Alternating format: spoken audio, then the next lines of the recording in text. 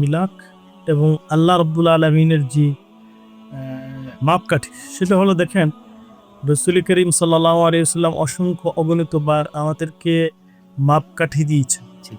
কেমন মাপকাঠি? রাসূল পাক হযরত ফাতেমা সালামুল্লাহি আলাইহা এবং আহলে বাইতের ব্যাপারে বলেছেন, ফামাল আহাব্বাহুম ফাবিহুব্বি আহাব্বাহুম।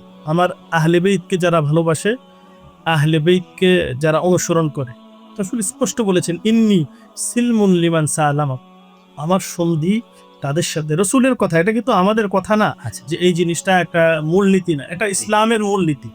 কিভাবে রাসূল বলেছেন, ইন্নী, হে আমার আহলে বাইত, ইন্নী সিলমুন, নিশ্চয়ই আমার সন্ধি, আমার রাজি খুশি তাদের উপর যারা আপনাদের সাথে রয়েছে।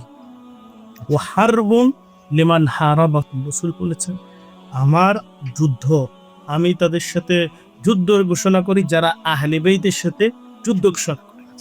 এখন সাহাবীদের মধ্যে যারা রাসূল পাকের মত এবং আহলে বাইতের আল্লাহ পাকের দেওয়া মত অবিচল থাকেন, তারা আমাদের শিরতা আছে।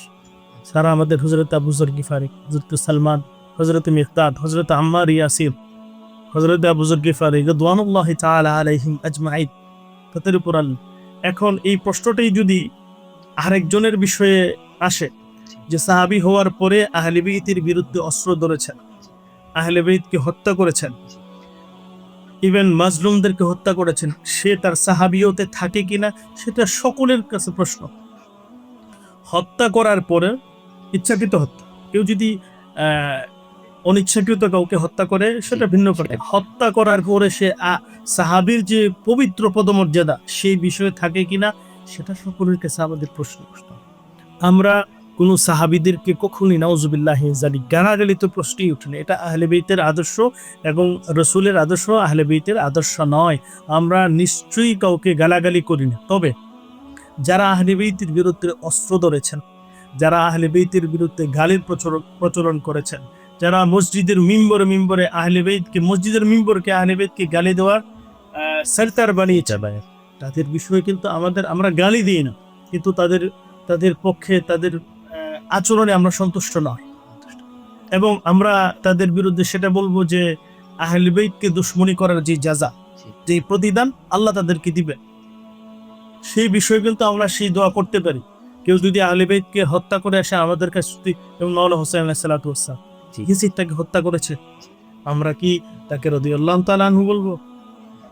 ইয়াজিদ সাহাবী না, যদিও তাবি, সাহাবীদের পরে যে মর্যাদা, সে যে হত্যা করেছে, সেই জন্য আমরা তো চুপ থাকতে পারি না। কারণ রাসূল বলেছেন আহলে বাইতের বিরুদ্ধে যারা অস্ত্র, ইয়া আলী হারবুকা হারব, যুদ্ধ ঘোষণা করছে, যে তোমার সাথে যুদ্ধ ঘোষণা করলো সে আমার সাথে, ওয়া হারবি হারবুল্লাহ, আর রাসূলের সাথে যে যুদ্ধ ঘোষণা করলো সেজন্য আল্লাহর বিরুদ্ধে যারা যুদ্ধ ঘোষণা করব, আমি তো তার প্রতি রাজি, তার জন্য দোয়া করতে পারি না। তো তার জন্য আমাদের একটা দোয়া থাকে, সেটা হলো যে সে যে আচরণ করেছেন তার যে শাস্তি, আল্লাহ পাক যেন তার প্রাপ্য জাযাটা দেন। এটা আসলে যে অভিশাপ দেওয়া, এটাকে আমি তখন আহলে বাইতের দুশমন যখন প্রমাণিত হয় তখন সেটা আমরাকে জায়েজ বলি। আর এটা তো হবেই, আল্লাহ রাব্বুল আলামিন হচ্ছেন আদিল, তো এটার অবশ্যই ইনসাফ তো অবশ্যই এটা হবেই।